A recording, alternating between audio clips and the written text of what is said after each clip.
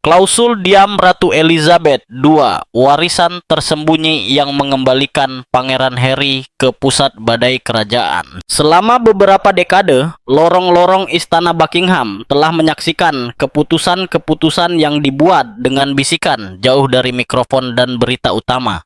Di sana, di mana keheningan selalu menjadi alat kekuasaan, sebuah dokumen muncul pada akhir tahun 2025 yang ditakdirkan untuk mengubah keseimbangan internal Wangsa Windsor.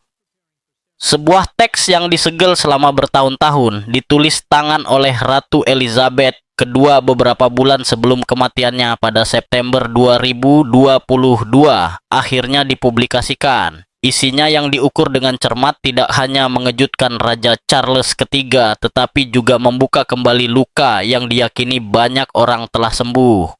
Hubungan antara mahkota dan Pangeran Harry. Pagi di bulan November itu, suasana di kantor-kantor pribadi istana tenang, hampir seperti ritual. Charles III duduk di meja mahoni yang sama yang telah ditempati ibunya selama bertahun-tahun. Tidak sedang mempersiapkan audiensi atau acara resmi. Ia sedang meninjau dokumen-dokumen yang berkaitan dengan harta pribadi mendiang ratu, sebuah tugas yang secara permukaan seharusnya murni administratif. Di sekelilingnya terdapat lingkaran kecil kepercayaan mutlak, penasihat hukum veteran, penjaga keuangan pribadi kerajaan, dan staf yang telah melayani Elizabeth II dan putranya. Berkas-berkas kulit dibuka satu persatu. Properti, perhiasan, aset yang telah didistribusikan sebelumnya. Balmoral, Sandringham, artefak bersejarah yang nasibnya telah lama diputuskan. Semuanya berjalan sesuai harapan, sampai sebuah amplop berbeda muncul. Lebih tipis, bertanda tanggal yang langsung menarik perhatian semua orang. Maret 2022, hanya 6 bulan sebelum kematian Ratu. Di dalamnya, sebuah dokumen tulisan tangan yang jelas-jelas ditandatangani oleh Elizabeth II. Tulisan tangannya tegas meskipun sedikit tidak teratur, tidak menyisakan ruang untuk keraguan. Ini bukan draft atau catatan informal, tetapi keputusan yang sepenuhnya sadar. Ketika Charles mulai membaca, suasana menjadi tegang. Wajahnya yang selama beberapa dekade terlatih untuk menjaga netralitas publik perlahan berubah. Baris-baris itu bukan hanya tentang harta benda. Baris-baris itu menyebut Pangeran Harry secara langsung, dengan ketelitian yang menentang ambiguitas apapun. Klausul tersebut menggambarkan perjanjian warisan yang bertentangan dengan banyak asumsi yang selama ini diterima Charles setelah kematian ibunya. Ini bukan sekadar masalah uang atau harta benda. Ini adalah warisan bersyarat yang disusun dengan cermat, terkait dengan keputusan di masa depan, dan yang terpenting dengan rasa memiliki. Ratu Elizabeth II bahkan di bulan-bulan terakhirnya telah berpikir jangka panjang, menyadari keretakan keluarga dan konsekuensi yang mungkin ditimbulkannya bagi monarki. Para penasihat menunggu saat raja membaca ulang dokumen itu berulang kali. Setiap pembacaan menambah bobot pada keheningan. Akhirnya, tim hukum mengkonfirmasi hal yang tak terhindarkan. Klausul itu otentik, telah disertifikasi dengan benar, dan sepenuhnya dapat ditegakkan. Klausul itu telah disegel dengan instruksi eksplisit untuk tidak diungkapkan sampai waktu yang tepat. Dan waktu itu, tanpa diragukan lagi, telah tiba. Mustahil untuk tidak membayangkan ratu di suatu kantor pribadi di Windsor. Duduk sendirian, pena di tangan, menyadari setiap kata yang ditulisnya. Elizabeth II telah memerintah selama lebih dari 70 tahun, melewati perang, krisis politik, dan konflik keluarga. Dia tahu bahwa keheningan bisa sama fasihnya dengan pidato. Klausul itu bukanlah kesalahan atau kelalaian, itu adalah strategi. Hal yang paling mengkhawatirkan bagi Charles bukanlah legalitas teks tersebut, tetapi maksudnya. Ibunya tidak hanya mewariskan mahkota kepadanya, tetapi juga sebuah keputusan yang syarat dengan simbolisme, yang mampu membuka kembali luka yang masih terbuka. Kepergian Harry dari kehidupan kerajaan yang aktif telah merusak kepercayaan dan mendefinisikan kembali hubungan. Klausul ini tidak membuka kembali bab itu dengan emosi. tetapi dengan formalitas institusional. Pertanyaan yang tak terhindarkan muncul di antara mereka yang hadir. Bagaimana melanjutkan sekarang? Haruskah persiapan dimulai? Haruskah pihak lain yang terlibat diberitahu? Charles tidak langsung menjawab. Ia melepas kacamatanya, meletakkannya di atas meja, dan menyentuh pangkal hidungnya. Selama beberapa detik, ia bukanlah seorang raja, tetapi seorang putra, menghadapi bukti bahwa ibunya telah mengantisipasi momen ini jauh sebelum ia siap menghadapinya. Saat detak jam dinding menandai berlalunya waktu, London melanjutkan rutinitasnya di luar tembok istana, tanpa menyadari bahwa keputusan yang mampu memengaruhi masa depan monarki Inggris sedang dibuat. Ratu Elizabeth II selalu percaya pada nilai waktu. Dengan menempatkan klausul ini di tempatnya, ia memastikan bahwa Charles akan menghadapinya sebagai raja, bukan sebagai pewaris. Dan beban mahkota yang sudah cukup besar menjadi semakin berat. Ketika isi klausul rahasia itu akhirnya terungkap, detail-detail mulai beredar yang menjelaskan makna sebenarnya. Ratu telah meninggalkan Pangeran Harry warisan pribadi yang diperkirakan sekitar 20 juta pound sterling yang diambil dari kekayaan pribadinya. Namun, nilai sebenarnya dari warisan ini terletak bukan pada jumlahnya sendiri, tetapi pada syarat-syarat yang melekat padanya. Akses penuh ke warisan tersebut bergantung pada Harry yang mempertahankan hubungan yang hidup dan aktif dengan Inggris Raya dan Persemakmuran. Teks tersebut menetapkan bahwa ia harus menghabiskan setidaknya 90 hari setahun di Inggris atau negara-negara persemakmuran, berpartisipasi dalam kegiatan amal atau komunitas.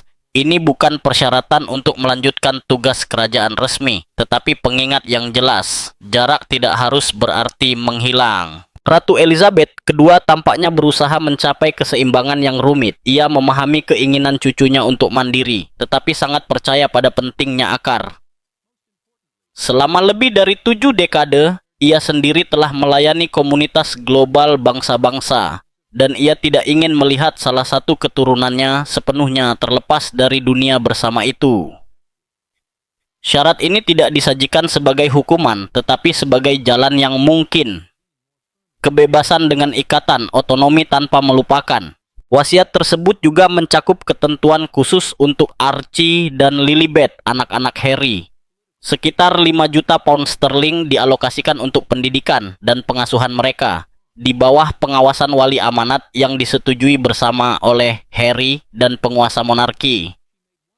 Dengan ini, Ratu berusaha untuk menjamin kesinambungan antar generasi dan mempertahankan jembatan kelembagaan bahkan di tengah jarak keluarga. Di luar aspek keuangan, Elizabeth II mengungkapkan keinginan yang jelas agar cicit-cicitnya menghabiskan waktu yang signifikan di Inggris Raya saat mereka tumbuh dewasa.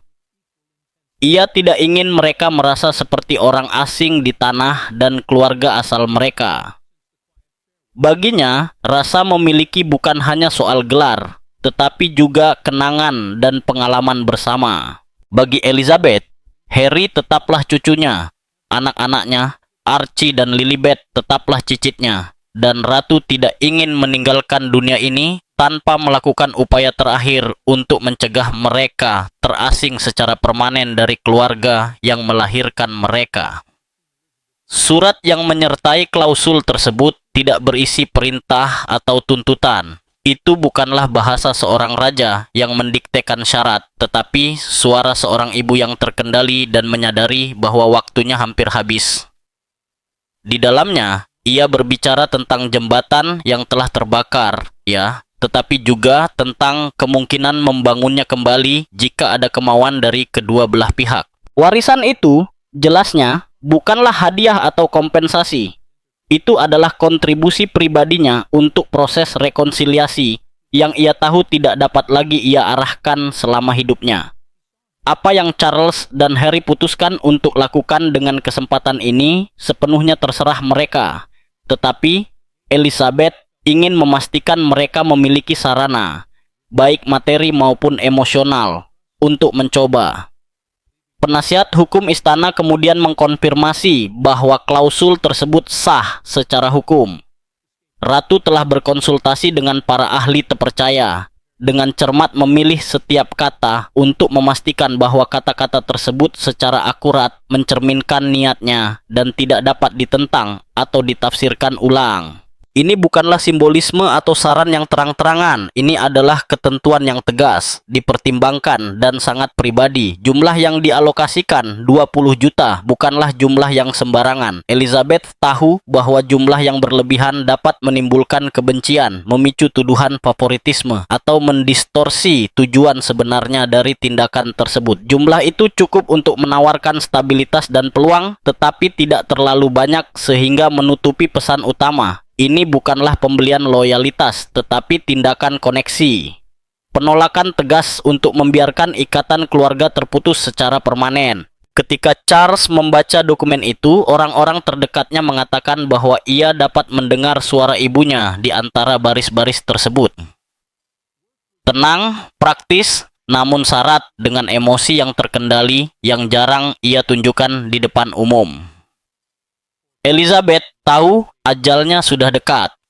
Ia juga tahu bahwa tanggung jawab untuk mencoba menyembuhkan luka dengan Harry akan jatuh pada putranya. Itulah mengapa ia meninggalkan isyarat terakhir ini, sekaligus alat, beban, dan permohonan. Bahkan setelah kematiannya, Elizabeth kedua terus berusaha menjaga keutuhan keluarganya. Hanya sedikit yang pernah melihat sisi intim sang ratu ini.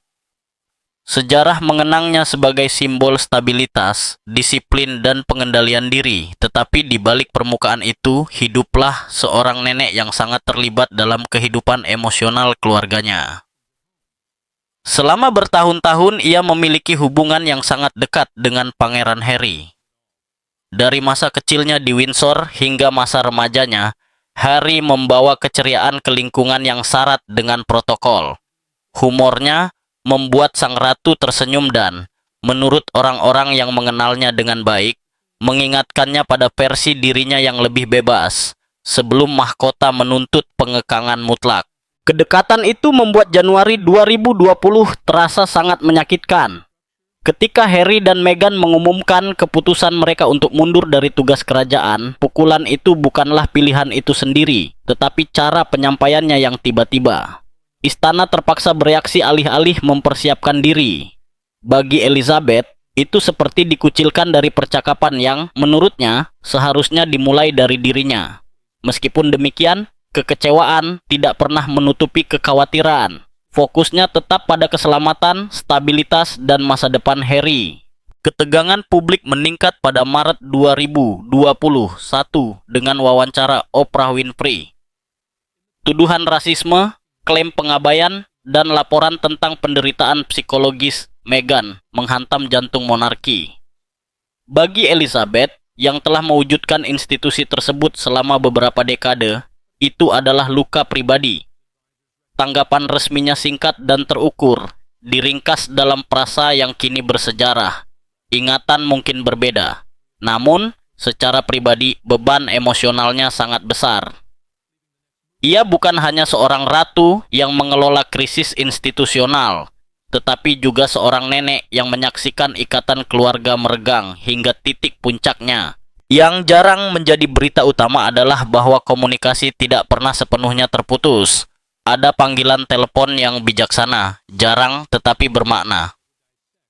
Pada saat-saat itu, Elizabeth berbicara kurang sebagai penguasa dan lebih sebagai ibu dan nenek, memperjelas bahwa cinta tidak bergantung pada kesepakatan mutlak. Ia tidak menyetujui konflik yang terjadi di depan umum dan menyesali cara perselisihan itu terjadi. Tetapi ikatan itu, meskipun rusak, tetap ada. Saat kesehatannya memburuk di akhir tahun 2021, Ratu memasuki masa refleksi mendalam. Ia telah belajar mengelola transisi bersejarah, krisis global, dan perubahan zaman. Namun, keretakan dalam keluarganya sendiri tetap terbuka. Perayaan Yubileum Platinum yang akan datang pada tahun 2022, keraguan tentang kehadiran Harry, dan kesadaran akan kematiannya sendiri menambah urgensi situasi tersebut. Jika rekonsiliasi tidak dapat dicapai melalui kata-kata atau upacara, ia akan bertindak di satu bidang yang masih sepenuhnya ia kendalikan, Bekerja sama erat dengan penasihat hukum terpercaya, seseorang yang memahami hukum dan seluk-beluk dinamika keluarga, Elizabeth menyusun ketentuan yang bijaksana dalam wasiatnya. Tujuannya jauh melampaui uang. Keamanan finansial Harry penting, tetapi tidak penting. Yang benar-benar diinginkannya adalah agar cicit-cicitnya tetap memiliki hubungan yang hidup dengan Inggris Raya, sejarahnya, dan keluarga tempat mereka berasal. Di atas segalanya, ia menyusun klausul tersebut untuk mewajibkan kerjasama antara Harry dan Charles. Tanpa secara terbuka mengumumkannya, ia menerapkan dialog, negosiasi, dan tanggung jawab bersama. Kerahasiaan adalah hal yang utama. Ratu tidak ingin keputusan ini mendominasi hari-hari setelah kematiannya atau mengaburkan tahap awal pemerintahan Charles. Dengan menunda pengungkapannya hingga setelah peninjauan menyeluruh terhadap warisan, ia percaya bahwa masa berkabung akan meredakan amarah dan melunakkan perlawanan. Waktu, menurutnya, akan sangat penting untuk memastikan bahwa keinginan terakhirnya dihormati dan tidak ditolak mentah-mentah. Bersamaan dengan klausul tersebut, sebuah surat pribadi mengungkapkan kerentanan yang tidak biasa. Elizabeth mengakui penyesalannya karena tidak turun tangan lebih tegas, lebih awal. Ia mengakui bahwa ia terlalu percaya pada waktu untuk menyembuhkan luka dengan sendirinya tanpa mengantisipasi kedalaman keretakan tersebut. Ketika ia memahami luasnya kerusakan, penyakit, dan protokol membatasi tindakannya. Tidak ada tuduhan dalam kata-katanya, hanya refleksi dan tekad. Dilihat dari sudut pandang ini, klausul rahasia itu bukanlah manuver politik, tetapi ekspresi terakhir dari keyakinan. Setelah 70 tahun bertahta, Elizabeth II terus percaya bahwa ikatan keluarga, bahkan ketika diuji, tidak boleh ditinggalkan begitu saja sebagai sesuatu yang tidak dapat dipulihkan.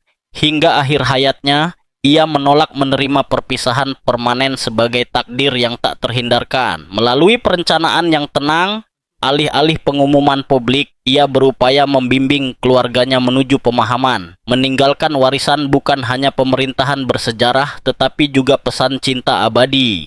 Namun pesan itu membuat Charles III dihadapkan pada keputusan yang tak terduga. Sendirian dengan halaman tunggal itu, raja baru itu mengerti bahwa ia tidak hanya berhadapan dengan dokumen hukum biasa, melainkan wasiat terakhir seorang ibu yang telah memerintah dan mencintai dengan intensitas yang sama. Kata-kata itu menggabungkan kelembutan dan otoritas, harapan keibuan dan harapan kedaulatan, menempatkannya di tengah konflik di mana tugas dan emosi berbenturan langsung. Sejak kepergian Harry ke California pada tahun 2020, jarak antara ayah dan anak telah semakin jauh melampaui samudera manapun. Wawancara, serial dokumenter, dan buku yang diterbitkan pada tahun 2023 mengubah kesedihan pribadi menjadi perdebatan global. Charles, yang sejak muda dilatih untuk menahan kritik publik, sangat terpengaruh oleh bagaimana putranya sendiri menggambarkannya sebagai sosok yang jauh dan gagal. Cinta itu tidak hilang, tetapi sekarang berdampingan dengan kekecewaan dan perasaan pengkhianatan yang tidak pernah benar-benar hilang. Klausul yang ditemukan setelah kematian Elizabeth II pada September 2020. Dua, membawa semua emosi yang belum terselesaikan itu kembali ke permukaan. Hal itu menawarkan Harry warisan yang cukup besar, tetapi terikat pada harapan yang jelas. Waktu di Inggris Raya, kontak yang diperbarui dengan keluarga, dan harapan bahwa generasi berikutnya tidak akan tumbuh sepenuhnya terputus dari akar mereka. Bagi Charles, itu adalah upaya terakhir ibunya untuk membimbingnya. Bukan sebagai raja, tetapi sebagai seorang ayah yang masih bertekad untuk menjangkau putranya. Ketika Raja Charles III menjelaskan isi klausul tersebut, suasana di ruangan itu langsung berubah. Udara terasa mencekam, seolah-olah setiap kata menambah beban pada situasi yang sudah rapuh. Pangeran William mendengarkan dalam diam, tetapi wajahnya perlahan mengeras. Ketika ayahnya selesai, responsnya cepat, langsung, dan tanpa filter. Bagi pewaris takhta, ini bukanlah isyarat rekonsiliasi, tetapi campur tangan dari masa lalu, tekanan yang bahkan melampaui kematian. Syarat-syarat yang tercantum dalam wasiat itu tampaknya bukan tindakan kebaikan baginya, tetapi cara untuk membuka kembali luka yang tidak pernah benar-benar sembuh. Sejak tuduhan Harry membanjiri berita utama, wawancara televisi, dan percakapan keluarga, keretakan itu semakin dalam. William tidak pernah meragukan kesetiaannya pada institusi tersebut. Di matanya, tindakan saudaranya bukan hanya tindakan pemberontakan pribadi, tetapi pukulan langsung terhadap monarki dan, yang lebih menyakitkan, terhadap Catherine dan anak-anak mereka. Baginya, rekonsiliasi yang lahir dari kewajiban tidak dapat diterima. William memperjelas posisinya, dia tidak akan menghalangi keputusan ayahnya, tetapi dia juga tidak akan berpartisipasi dalam upaya apapun untuk mempererat hubungan kembali. Kesopanan jika perlu akan dijamin, namun kepercayaan tidak akan. Percakapan itu berakhir tanpa resolusi yang jelas, membuat Charles terombang-ambing di antara dua generasi, terjebak antara warisan ibunya dan masa depan mahkota. Di luar tembok keluarga, konsekuensinya bahkan lebih luas. Opini publik tetap sangat terpecah. Bagi sebagian orang, Harry mewakili seorang pria yang telah memilih kesejahteraan mental dan emosionalnya daripada tradisi yang kaku dan mencekik. Bagi yang lain, dia adalah seorang pangeran yang mengkritik keluarganya sambil terus mendapatkan keuntungan dari gelar yang dipertanyakannya. Kabar tentang warisan yang bergantung pada rekonsiliasi dapat diartikan sebagai isyarat belas kasihan atau sebagai tanda kelemahan. Para penasihat raja tidak memberikan jawaban tunggal. Mereka yang telah melayani mendiang ratu selama beberapa dekade bersikeras untuk menghormati keinginannya, mengingat bahwa kesinambungan dan persatuan keluarga telah menjadi pilar fundamental pemerintahannya. Di sisi lain, suara-suara yang lebih muda memperingatkan tentang citra publik, presiden yang akan ditetapkan, dan risiko bahwa raja akan tampak diatur oleh sebuah dokumen daripada menjalankan otoritasnya sendiri. Setiap argumen memiliki bobot, tetapi tidak ada yang meringankan beban emosional yang menimpa Charles. Saat malam tiba, raja tetap sendirian di ruang kerjanya, merenungkan bukan tentang berita utama atau strategi, tetapi tentang wanita yang sekaligus menjadi ibunya dan penguasanya. Elizabeth II telah mengoreksinya, menantangnya, dan mengamatinya selama beberapa dekade. Klausul itu terasa seperti nasihat terakhirnya yang diberikan secara diam-diam, mendesaknya untuk memilih keberanian daripada kehati-hatian. Teks itu tidak memberitahu dia raja seperti apa yang seharusnya dia jadikan atau bagaimana sejarah akan mengingatnya sebagai seorang ayah. Hal itu hanya mengingatkannya bahwa kepemimpinan terkadang menuntut pengambilan risiko, dan bahwa pengampunan, bahkan ketika ditawarkan, tidak menjamin perdamaian. Penemuan itu tidak menyelesaikan apapun, sebaliknya, hal itu memastikan bahwa keputusan yang akan datang akan menentukan jauh lebih dari sekadar warisan. Itu bisa membentuk jiwa sebuah pemerintahan. Sementara itu, di seberang Atlantik, kehidupan di California mengikuti ritme yang sangat berbeda dari koridor Istana Buckingham. Jauh dari berita utama Inggris, kehidupan sehari-hari ditandai oleh kamera, kontrak, dan privasi yang dijaga dengan cermat. Pertemuan produksi, pidato, dan tenggat waktu menggantikan acara resmi. Itu adalah tuntutan yang berbeda, tetapi tidak kalah intens. Perhatian publik tidak hilang, itu hanya berubah bentuk. Meskipun dunia menganggap kekayaan tak terbatas, kenyataannya lebih terkendali. Kesepakatan media besar telah membawa keamanan, tetapi bukan kebebasan untuk bermalas-malasan. Bekerja adalah kebutuhan, bukan pilihan, dan setiap keputusan memiliki konsekuensi. Yang hampir tidak terlihat adalah jarak emosional dan fisik antara seorang putra dan ayahnya. Percakapan sedikit, singkat, dan fungsional, terbatas pada pembaruan penting tentang anak-anak atau komitmen keluarga formal. Bahkan momen-momen yang seharusnya mendekatkan mereka, seperti penyakit serius di awal tahun 2024, ditangani dengan sopan tetapi tanpa kasih sayang. Keheningan memenuhi ruang yang dulunya dipenuhi kepercayaan, semakin terasa berat seiring berjalannya waktu. Harry tidak menyadari bahwa di Inggris, sebuah penemuan penting sedang terjadi. Wasiat ratu berisi ketentuan yang dirancang dengan cermat, tidak hanya dalam hal keuangan, tetapi juga dalam sesuatu yang jauh lebih halus, hubungan. Syarat-syarat tersebut tidak mudah diselaraskan dengan kehidupan yang dibangun kembali ribuan mil jauhnya. Hal itu mengharuskan menghabiskan waktu secara teratur di Inggris atau negara-negara persemakmuran, mendorong anak-anak untuk mempertahankan ikatan dengan warisan mereka dan menerima mekanisme pengawasan yang disetujui oleh penguasa monarki. Ini bukan sekadar permintaan, ini adalah undangan yang dibungkus dengan kewajiban bagi sebuah keluarga yang telah meninggalkan negara itu untuk mencari keselamatan dan kedamaian, gagasan untuk sering kembali membangkitkan ketakutan lama. Pers Inggris yang dulu tanpa ampun masih segar dalam ingatan mereka. Pengalaman masa lalu tentang permusuhan dan prasangka telah meninggalkan luka yang dalam, membuat paparan berkala menjadi tidak nyaman. Setiap penyelesaian akan melibatkan percakapan sulit di rumah, terutama dengan pasangan yang tekadnya untuk melindungi anak-anak dan diri mereka sendiri telah mendefinisikan kehidupan mereka di Amerika Serikat. Keseimbangan antara pernikahan, kesehatan mental, dan warisan sangatlah rapuh. Anak-anak adalah inti dari semuanya. Dibesarkan secara diam-diam, sebagian besar terlindungi dari pengawasan publik, dunia mereka sengaja dibuat kecil dan stabil. Memperkenalkan ikatan terstruktur dengan warisan yang jauh menimbulkan pertanyaan kompleks. Siapa yang akan mendefinisikan sifat ikatan tersebut? Bagaimana ikatan tersebut akan ditegakkan? Dan bagaimana perasaan mereka di masa depan tentang keputusan yang dibuat atas nama mereka?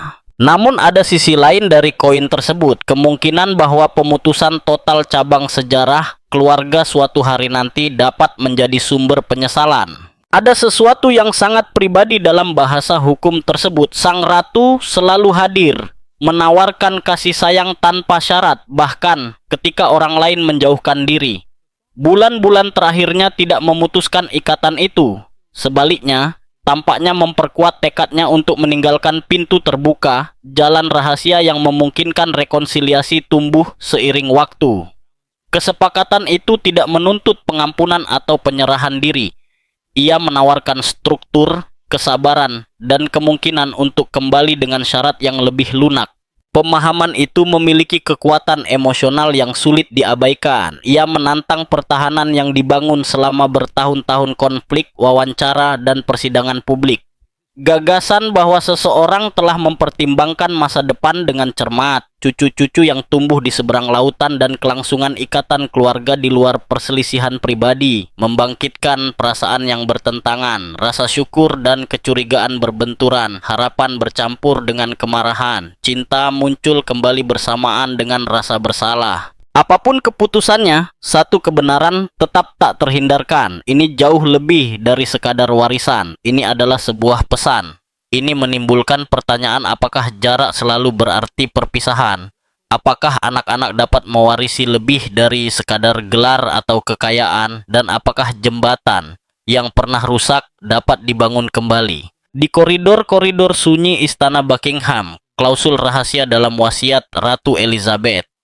Kedua membayangi masa depan keluarga kerajaan. Charles III yang dibebani oleh tugas dan keinginan pribadi mendapati dirinya berada di persimpangan jalan yang rumit. Ini bukan hanya masalah hukum, ini adalah ujian kepercayaan, pemahaman, dan ikatan yang telah terkikis selama bertahun-tahun. Klausul tersebut menjanjikan Harry warisan yang besar, tetapi dengan syarat-syarat yang dirancang untuk mengarahkannya kembali kepada keluarga dan tanggung jawab. Para penasihat raja merekomendasikan strategi bijaksana yang terdiri dari dua bagian. Di satu sisi, pemberitahuan hukum formal yang merinci warisan, persyaratannya, dan proses untuk mengklaimnya. Di sisi lain, surat pribadi singkat dan terukur dari Charles yang mengakui penemuan tentang niat ibunya dan menyatakan keinginan tulus untuk menghormati niatnya. Itu bukanlah permohonan atau tuntutan, itu adalah pintu terbuka, undangan yang rapuh untuk berdialog yang menyerahkan langkah selanjutnya sepenuhnya kepada Harry. Waktu mulai berjalan. Dokumen hukum menetapkan batas waktu 90 hari untuk menanggapi. Menerima akan melibatkan serangkaian formalitas, menunjuk wali amanat, membuat kerangka pengawasan, dan mendirikan dana untuk anak-anak. Setiap langkah akan membutuhkan interaksi antara perwakilan Harry dan istana, kontak yang jarang terjadi dalam beberapa tahun terakhir. Di sisi lain, menolak warisan akan menyederhanakan hasil hukum tetapi sangat memperumit pandangan publik. Ia dapat menggambarkan Harry sebagai pria yang berprinsip atau sebagai cucu yang tidak mampu menghormati keinginan terakhir neneknya. Media akan menganalisis setiap nuansa selama berbulan-bulan, namun jalan yang paling mungkin tampaknya terletak di antara keduanya, negosiasi. Pengacaranya dapat mencari penyesuaian, mengurangi persyaratan tahunan, menyebarkan kewajiban dari waktu ke waktu, atau mendapatkan kendali yang lebih besar atas perwalian anak-anak. Hal ini membutuhkan kombinasi langkah antara intuisi, kesabaran, dan pemahaman mendalam tentang hati putranya, kualitas yang telah dikembangkan Charles selama beberapa dekade di arena diplomasi internasional. Tetapi yang sekarang harus ia terapkan dalam lingkungan yang jauh lebih intim, menyakitkan, dan terbuka. Ini bukan lagi tentang perjanjian atau konsensus politik, tetapi tentang ikatan yang rusak, keheningan yang berkepanjangan, dan luka yang tidak pernah sepenuhnya sembuh. Implikasi dari proses ini meluas jauh melampaui hubungan antara ayah dan anak. Di jantung gejolak emosional ini juga terdapat anak-anak William, George, Charlotte, dan Louis. Hubungan Ratu Elizabeth II dengan Pangeran Harry saat ini dan di masa depan sangat bergantung pada bagaimana ia memilih untuk menghadapi kewajiban dan syarat yang ditetapkan oleh neneknya, Ratu Elizabeth II. Bahkan dalam tindakan terakhirnya, Ratu telah mempertimbangkan generasi mendatang, menyadari bahwa konflik yang belum terselesaikan diwariskan sama seperti gelar. Visi Ratu Elizabeth II selalu ditandai dengan gagasan untuk menyembuhkan keretakan antar generasi di dalam keluarga Windsor. Namun, mengubah cita-cita itu menjadi kenyataan konkret membutuhkan lebih dari sekadar niat baik. Hal itu menuntut kerjasama aktif dari beberapa anggota keluarga, dan tidak semua bersedia atau siap untuk bergerak menuju rekonsiliasi. Kekesalan yang terakumulasi, pernyataan publik, dan tekanan media telah menciptakan landasan yang rapuh, di mana setiap langkah dapat diartikan sebagai provokasi.